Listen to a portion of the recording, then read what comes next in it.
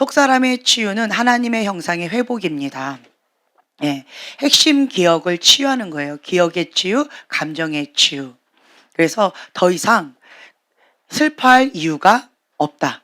왜냐하면 그 슬퍼할 수밖에 없었던 기억, 슬퍼할 수밖에 없었던 그 감정들을 치유하니까 이제 슬퍼할 이유가 없어지는 거예요. 고통받을 이유가 없어지는 거예요.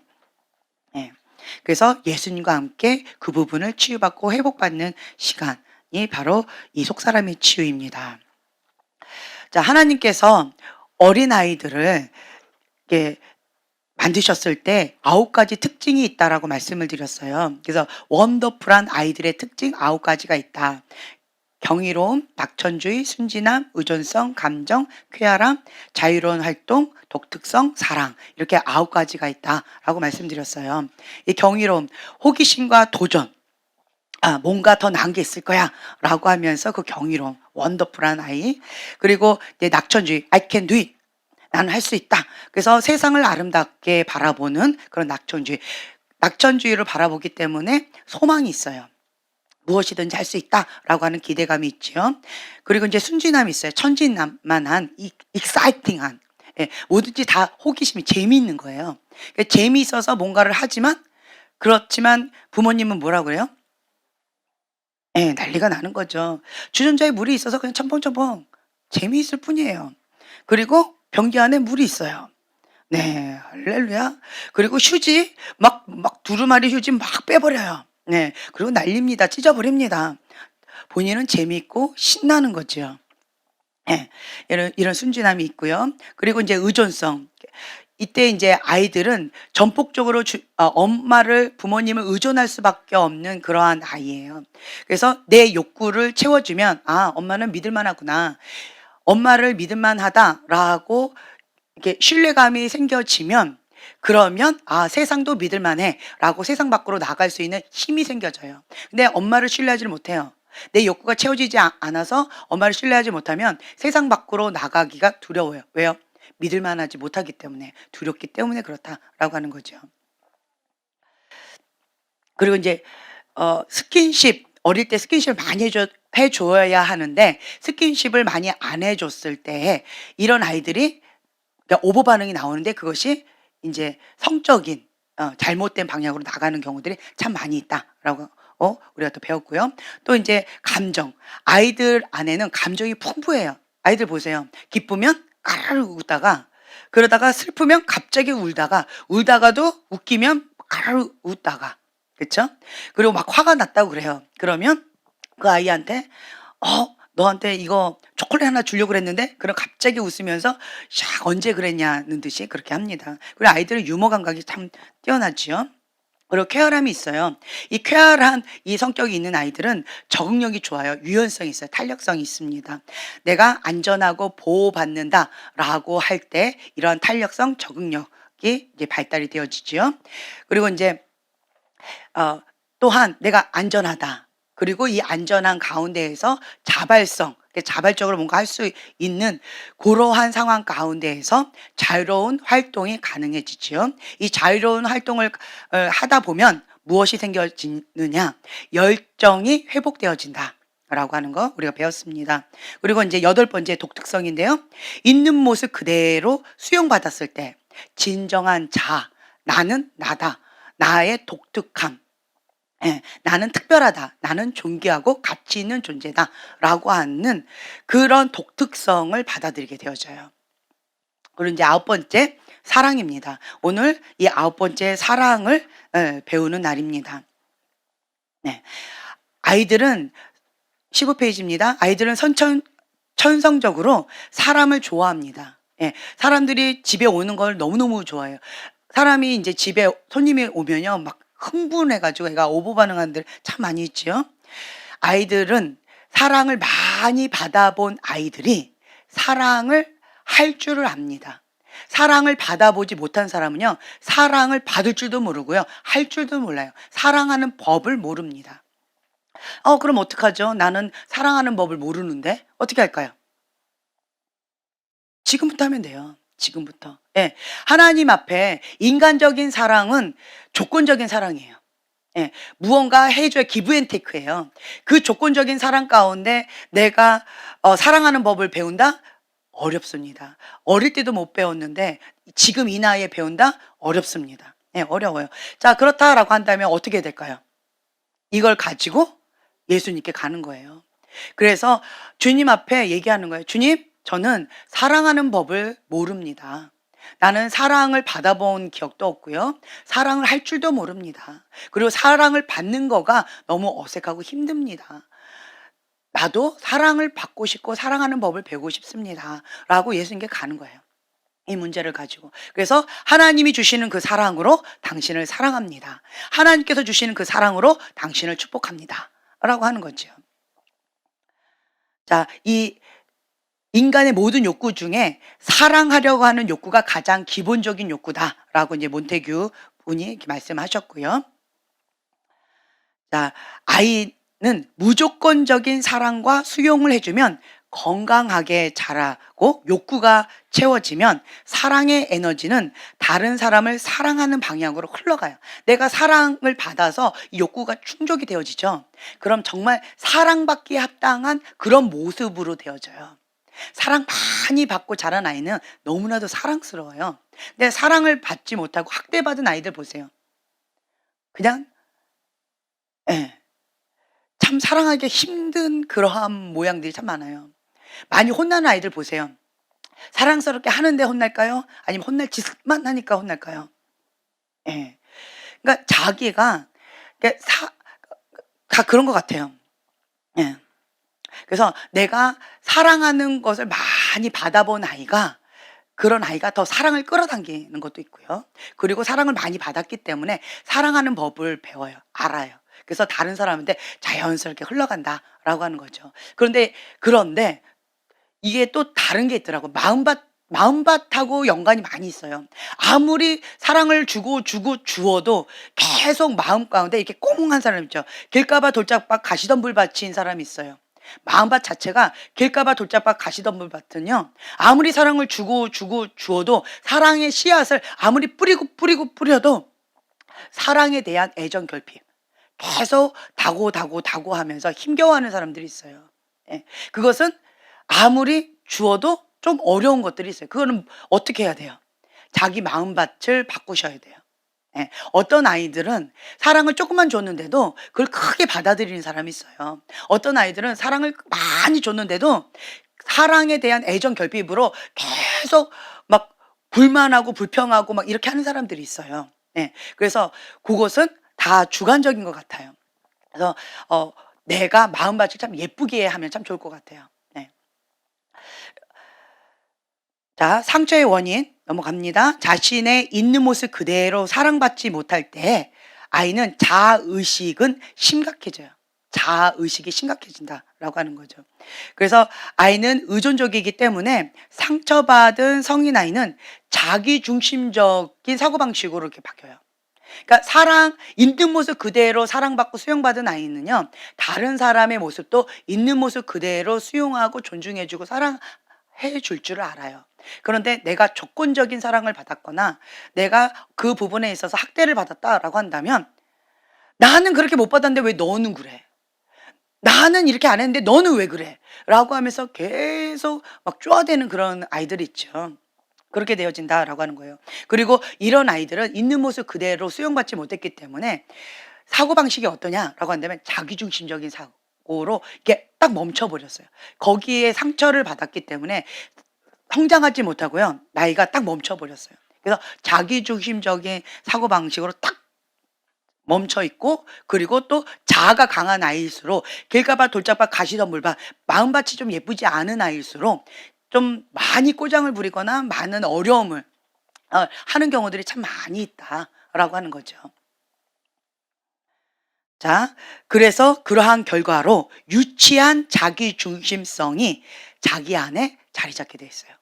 나이는 꽤 드셨는데 아기 같은 행동을 하시는 분 있죠. 뭐 이렇게 하면은 막 꿍 해가지고 막 삐지고 잘 막 이렇게 하시는 분들, 그렇죠?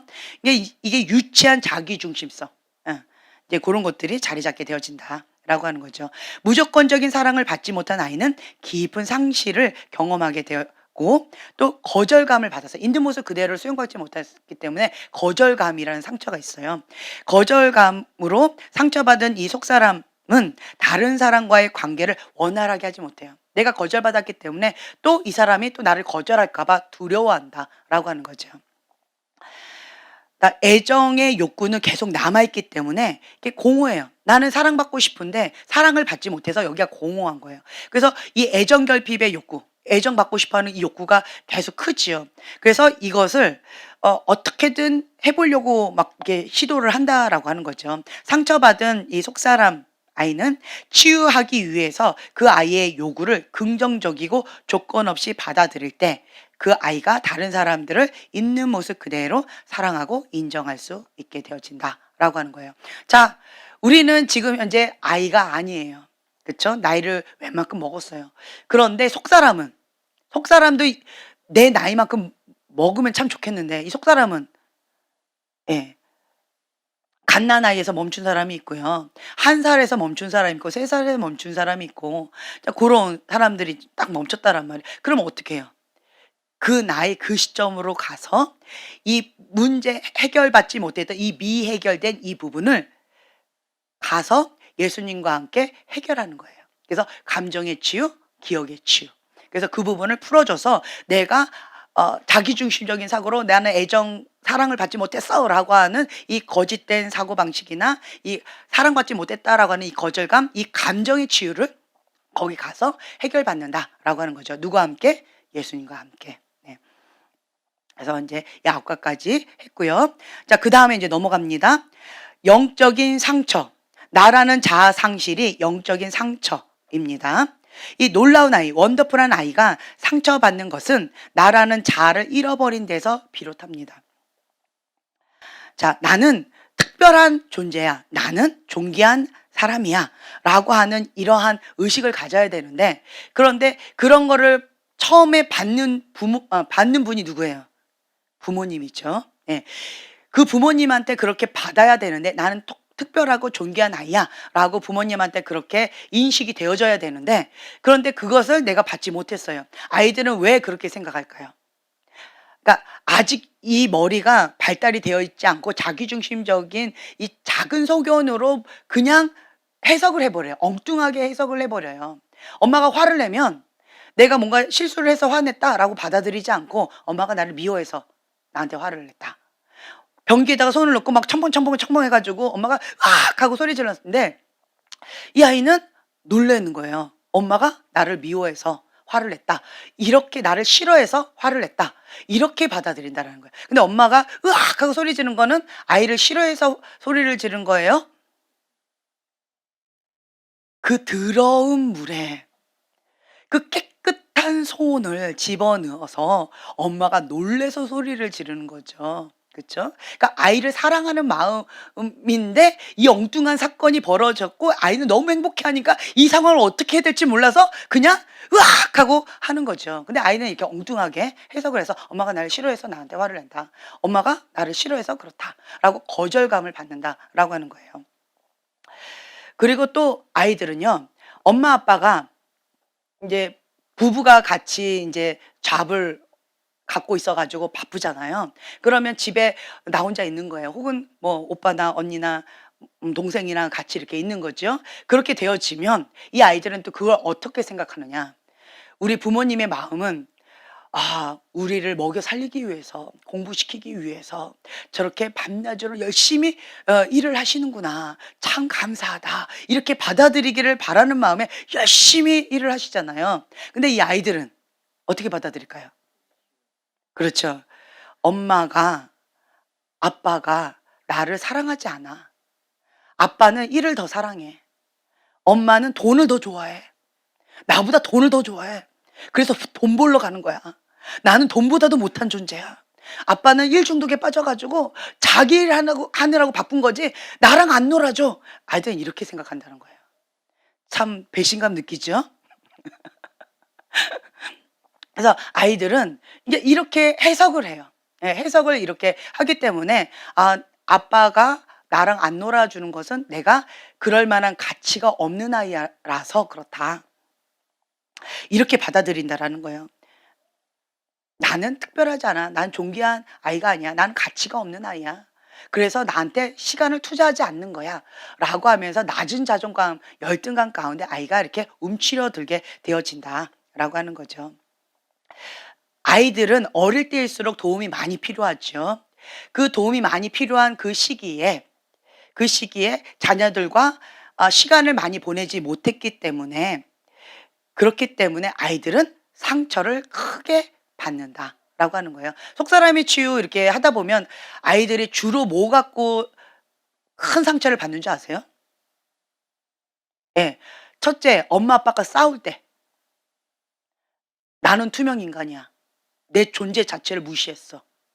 나는 그럴 만한 가치가 없는 존재야. 어. 그러니까 그거에 대해서 가장 크게 상처를 받아요. 근데 엄마 아빠는 어떤 마음으로 싸워요? 애를 투명 인간 취급한 거고 애를 무시해서 애를 학대하니라고 그렇게 싸우는 거예요? 아니에요. 애하고 전혀 상관이 없는 거예요. 다만 내 승질에 못 이겨서 그래 가지고 그냥 폭발을 했을 뿐인데 아이는 이렇게 받아들인다라는 거예요. 그리고 또 상처받는 게 또 뭔지 아세요? 뭔가 내가 말을 했을 때 그것을 수용해 주지 않을 때. 부모님은 그냥 그거를 대수로 아이들이 뭐라고 이렇게 얘기하면 그게 건성으로 들어요. 뭐 그걸 그렇게까지 막 이러는데 아이들은 정말 뭐 인형 다리 하나가 부러졌어요. 그러면은 어른들은 어떻게 해요? 그냥 갖다 버려. "새 거 사주면 되지." 이런 마음에 아무 생각 없이 버렸어요. 그러면 그 아이들은 어떻게 해요? 내가 사랑하는 인형인데 다리를 못 고쳐 줄망정 나의 분신 같은 그 사랑하는 그 인형 내 친구를 버렸다. 내 친구를 버렸다면 나도 버릴 수가 있다. 뭐 이런 식으로 엉뚱하게 막 이렇게 해석을 하는 막 그러면서 막 통고하고는 정말 이런 엉뚱하게 별거 아닌 것 같고 상처를 받는 이런 경우도 참 많이 있어요. 예. 그리고 또 뭐 여러 가지 다른 일로 뭔가 이렇게 화가 났는데 옆에 애가 있어요. 걸리적거렸어요. 그래 가지고 "저리 가!"라고 했는데 나는 부모님 옆에 있으면 안 되는 존재인가 봐. 뭐 이런 식으로 좀 이렇게 극단적으로, 그러니까 아이들은 극단적이에요. 그래서 극단적으로 이렇게 피해망상으로 이렇게 해석하는 경우들이 참 많이 있어요. 자, 다음으로 넘어갑니다. 자, 다섯 번째, 성적, 신체적, 정서적 학대가 있습니다. 예, 첫 번째 성적 학대인데요. 성적인 학대를 받으면 가장 큰 충격이 뭐가 있을까요? 성적인 학대를 받은 사람들은 어떤 치유를 받나요? 어디에 문제가 있나요? 예, 정신적인 문제가 있어요. 정신질환. 그러니까 성적인 문제로 학대를 받은 사람은요, 정신적인 충격 가운데 이게 어려움을 겪어요.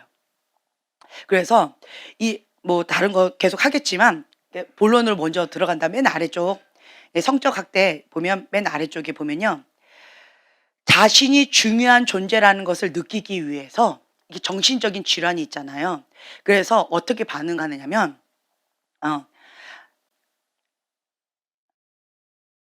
슈퍼 섹슈얼 혹은 안티 섹슈얼로 가는 거예요. 이건 뭐냐면 그러니까 성적인 부분에 있어서 무조건 그냥 싫다 거부하는 거예요. 무조건 거부해요. 그리고 또 반대로요. 어떤 사람은 너무 밝혀요. 너무 밝히는 사람이 있어요. 그래서 성적인 학대를 받은 사람은 이렇게 두 가지 반응이 있어요. 너무 밝히든가 아니면 너무 싫다고 그러니까 무조건 노예요. 무조건 노. 예. 성적인 학대를 받은 사람들은 정신적인 어떤 질환이 있는 거예요. 문제가 있어요. 그래서 정신적인 치유를 먼저 받으셔야 돼요. 근데 이 두 개 중에서는 차라리 이렇게 무조건적인 거부를 하면 자기를 그래도 이렇게 보호하니까 그나마 좀 난 것 같아요. 근데 막 밝히는 사람 있죠. 그러면 내가 한번 성적인 학대를 받았는데 밝히는 사람은 어떻게 되겠어요? 이제 이것이 시작이 되어져요. 그래서 시작이 되어지기 때문에 요거는 아무것도 아닌 거예요. 아주 성적인 문란함이 생겨져 버려요. 예. 그래서 그러한 질환 중에서 그 위쪽에 보면요. 노출증 그리고 관음증과 같은 충격적인 이런 정신질환이 있어요. 예. 그리고 뭐 음란물 보는 것도 이거 정신질환하고 관련이 있는 거예요. 음. 오보 반응이죠, 그것도. 예. 이제 이런 것들이 있다라고 하는 거죠. 다시 이제 성적 학대 그 위쪽으로 한번 갑니다. 성적인 학대는 아이가 어른들의 성적인 기쁨을 위해서 이용당한 거예요. 이것이 아이들에게 주는 의미는 성인과 성적인 관계를 맺어야 자신이 중요한 존재가 된다고 생각한다.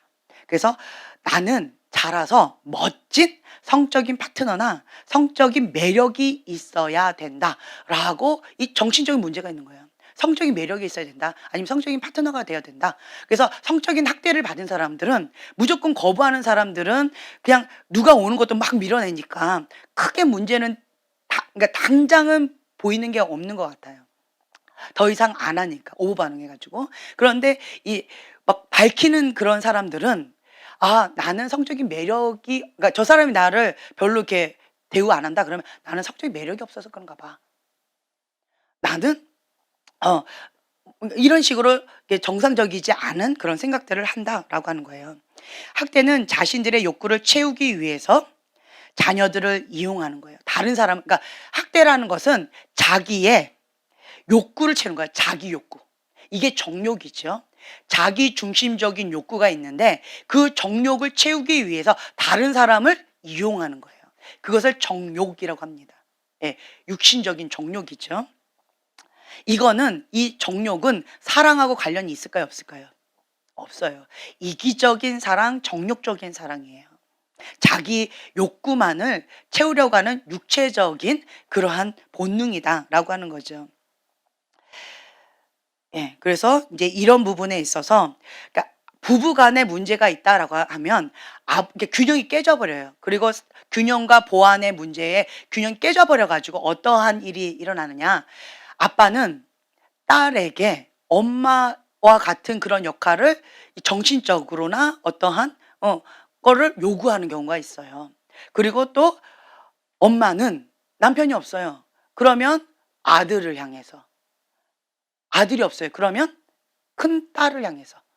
예. 고렇게 되어진다라고 하는 거죠. 그래서 아들이 아버지를 대신하여서 엄마의 작은 남자가 되어지고 그리고 딸이 엄마를 대신해서 아빠의 작은 여자가 되어지고 이런 경우들이 있다라고 하는 거예요. 그래서 정신적으로, 육체적으로, 정서적으로 그러한 경우들이 있어요. 이것을 다른 말로 엮이는 가정이다라고 표현하죠. 이런 경우들이 많습니다. 소년, 소녀 가장이 이런 역할들 많이 해요. 나는 딸인데 내가 엄마 노릇을 해야 되고 나는 아직 어린아이인데 내가 부모 노릇을 해야 되고 내가 남편 노릇을 해야 되고 내가 아내 노릇을 해야 되고 내가 보호자 노릇을 해야 되고 이런 거 있죠. 그런 것들이 다 여기에 속해 있다라고 하는 거예요. 역기능적인 가정 가운데에서 이것은 그냥 다 당연한 거다라고 속고 그렇게 넘어가는 경우도 참 많이 있어요. 그래서 예, 이게 있는 사람들은 어떠한 특징이 나타나느냐?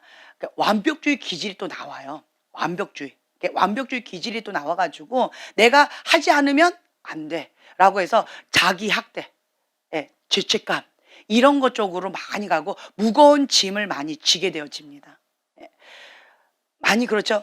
우리 집이 역기능 가정이었다라고 한다면 대부분 여기에 다 속해 있을 거예요. 대부분. 예. 자, 그다음 넘어갑니다. 신체적 학대. 이 신체적으로 학대를 받는 사람은 내가 존귀한 자다라고 느낄까요? 내가 소중한 아이다. 나는 특별한 아이다라고 느낄까요? 나는 독특하다라고 하는 독특성을 존중받을까요? 비인격적으로 신체적인 학대를 받은 거예요. 그렇기 때문에 존재감 자체가 박탈당한 거죠.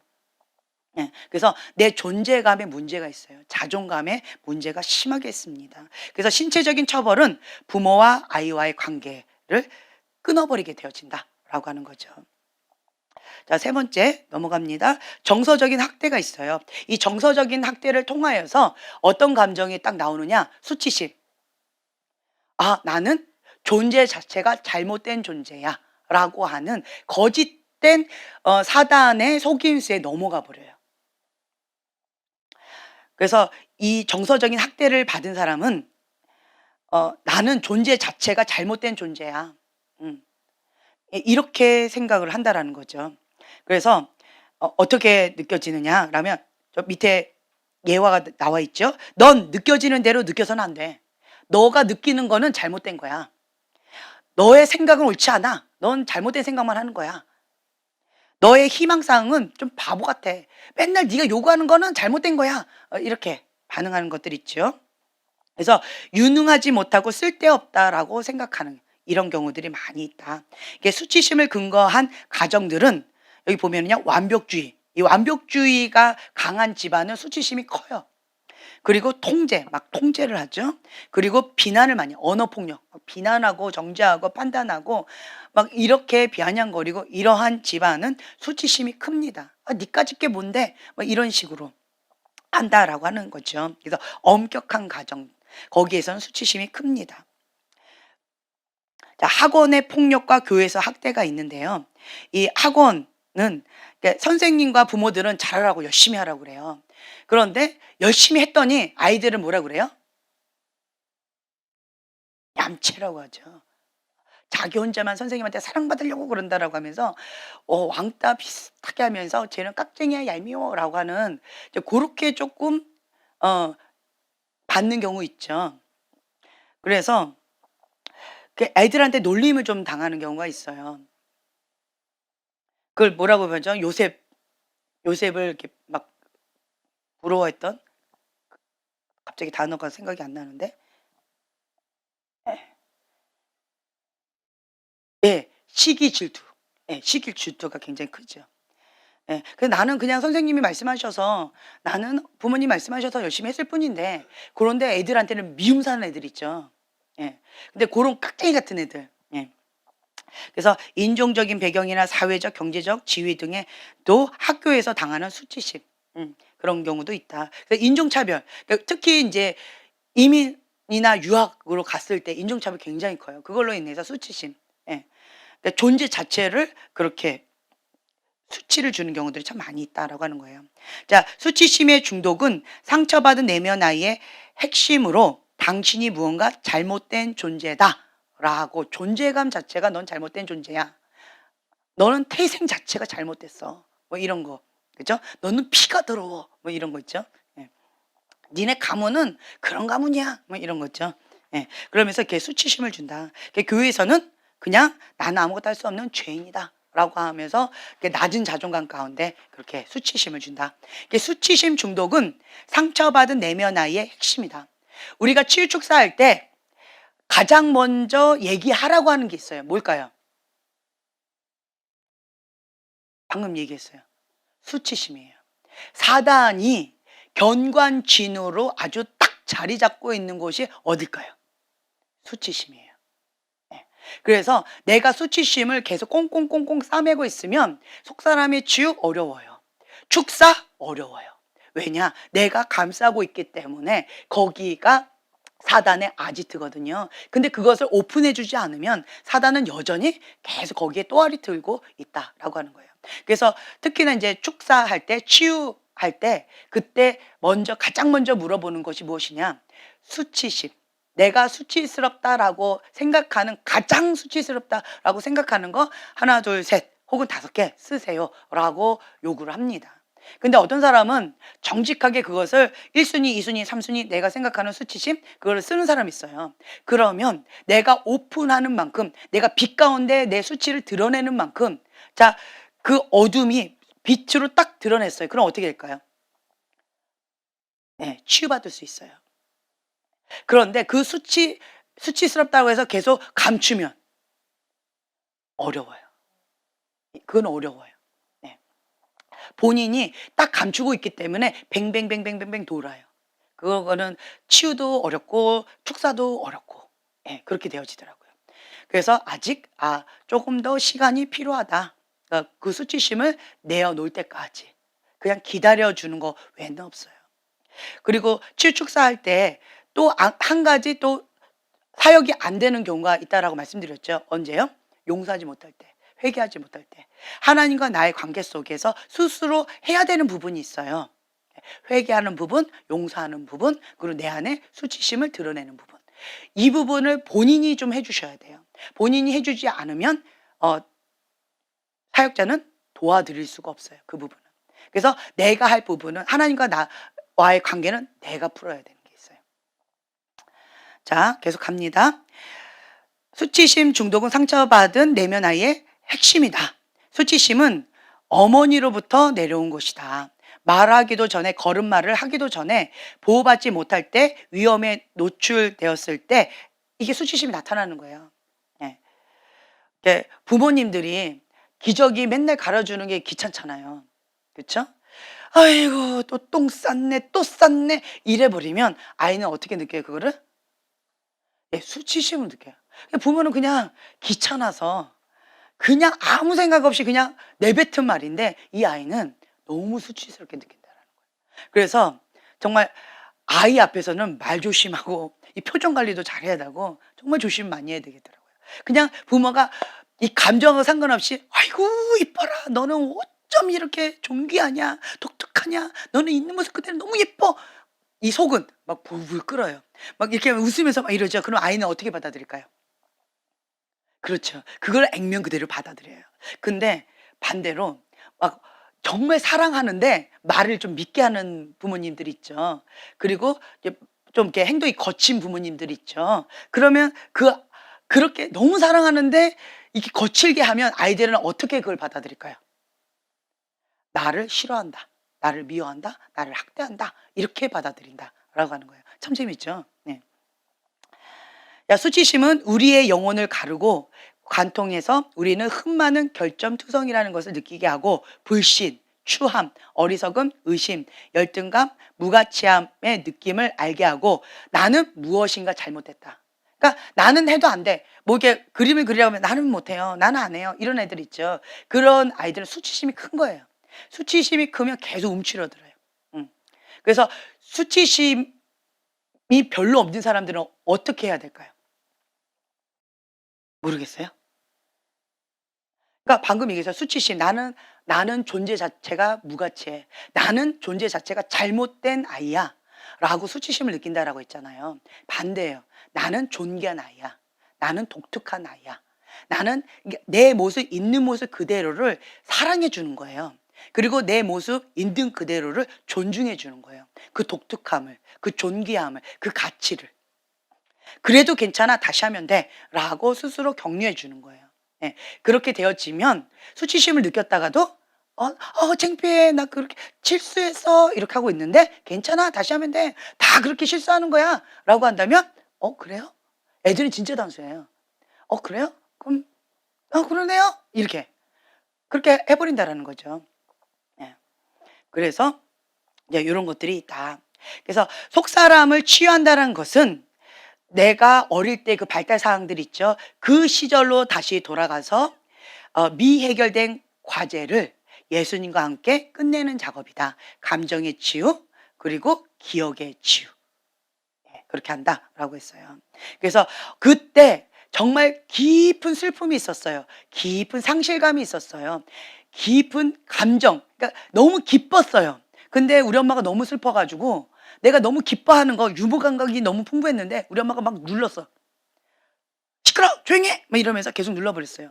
그러면 내가 기뻐할 때 기뻐하지 못했고 내가 슬퍼해야 될 때 슬퍼하지 못했기 때문에 그래서 그때 그 시간으로 가가지고 내 감정을 충분하게 느껴주는 거예요. 그래서 속사람이 치유하면 여러 가지 반응들이 있는데요. 감정을 충분하게 느껴지죠. 그러면 그럴수록 그 부분이 성령님께 조명받아서 해결되어지는 경우가 많아요. 예, 무감각하게 그냥 국어책 읽듯이 그렇게 해버리면 조금 어려워요. 근데 어떤 사람들 같은 경우는 그냥 딱 들어가면 바로 감정 가운데 그때 그 감정으로 바로 들어가는 거예요. 기쁨의 감정이나 슬픔의 감정이나 그 뭐 여러 가지 그 미묘한 그 감정 가운데 그때로 돌아가요. 그래서 그 감정으로 주님 앞에 나가서 해결받는 경우들이 많이 있다라고 하는 거죠. 근데 그것 자체도 나는 지금 현재 어렵다라고 한다면 그러면 이 마음의 문을 좀 여는 그러한 시간을 좀 가져야 되는데 왜 그럴까요? 감정이 너무 얼어붙어 버린 거예요. 무감각증에 걸려버린 거예요. 깊은 슬픔과 깊은 분노 이 두 가지의 감정이 딱 만나면 무감각증 너무 분노가 일어나는데 지금 현재 우리 집안이 역기능적인 분위기라서 내가 분노를 표출할 수가 없어요. 나까지 분노를 표출하면 우리 집안 다 뒤집어져. 대려주고 말려받아. 그렇기 때문에 내 분노도 표출하지 못해요. 그리고 깊은 상실감과 깊은 슬픔이 있는데 우리 집안 분위기가 너무 슬퍼. 그래서 그 우울한 가운데에서 내 슬픔까지 얹을 수가 없는 거예요. 표현을 할 수가 없는 거예요. 그러다 보니까 나는 어떻게 해요? 그냥 억눌러 버려요. 그냥 억눌러. 분노도 억눌러. 그리고 슬픔도 억눌러. 내가 그렇다고 막 슬퍼하고 있는데 거기다 막 기쁘다고 막 이렇게 해버리면 또 분위기 파악 못한다. 한 대 맞아요. 그러니까 또 억눌러. 그러다 보니까 내 감정이 무감각증으로 계속 서서히 얼어붙어 버리는 거예요. 얼음 이렇게. 근데 이 무감각증이었던 이 감정을 예수님의 사랑으로 녹이는 거예요. 사랑으로 녹여서 있는 모습 그대로의 그 감정을 충분하게 느껴주는 거예요. 분노의 감정도 충분하게 느껴주는 거고, 그리고 슬픔의 감정도 충분하게 느껴주는 거고, 사랑의 감정도, 기쁨의 감정도 충분하게 느껴주는 거예요. 그리고 내가 하고 싶었던 말, 그리고 내 욕구 있죠. 그 욕구를 충족할 수 있는 그런 분위기 속에서 예수님과 함께 이렇게 누리는 거예요. 그렇게 되어진다라고 하면 속사람의 치유가 딱 회복이 되어지면서 그 영역 가운데 오보 반응이 안 생겨요. 아, 그러면 내가 그 부분 가운데 속사람이 치유됐구나. 그리고 더 이상 그것의 필요성을 나는 못 느껴요. 예, 그렇게 되어진다라고 하는 거죠. 그래서 여러분들이 내가 혼자 기도하는 그 시간 가운데 주님 앞에 이 문제를 가지고 가가지고 주님과 함께 해결받는 그런 시간을 가지시면 좋아요. 그런데 혼자서 그것이 어렵다라고 한다면 저희 교회에 이제 섬기시는 분들이 있잖아요. 그래서 신청하셔가지고 그 도움을 또 받는 거예요. 이제 받으면 내가 혼자 하는 것보다 어때요?